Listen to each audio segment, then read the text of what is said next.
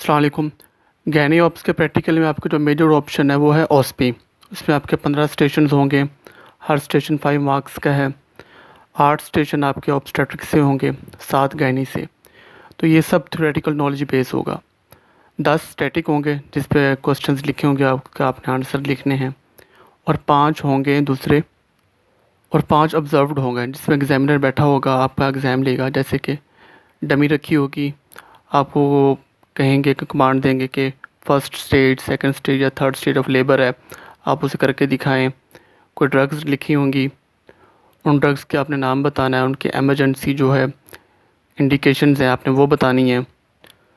जैसे कि आपको पता ही होगा, अब ओएसपी अब यूएचएस की तरफ से बन के आती है, तो कुछ क्वेश्चन अनयूजुअल से होते हैं। तो पीजीआर्स भी मतलब कोई ख़ास हेल्प नहीं कर पा रहे होते हैं, जिन क्वेश्चन के आंसर टू द पॉइंट होते हैं तो वो कुछ हेल्प कर सकते हैं। जो सोचने वाले हैं तो उनमें वो कम ही होता है। आपके 2 लॉन्ग केस होंगे, एक ऑप से, एक गायनी से।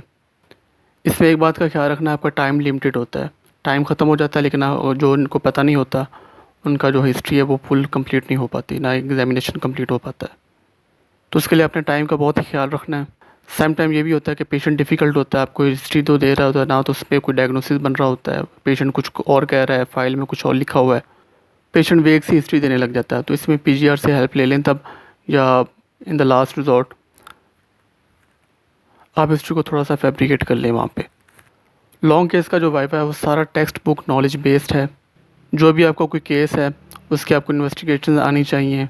जो कार्सिनोमाज हैं स्पेशली गायनी में, उन सब की स्टेजिंग जो सिंपल है वो आपको आनी चाहिए।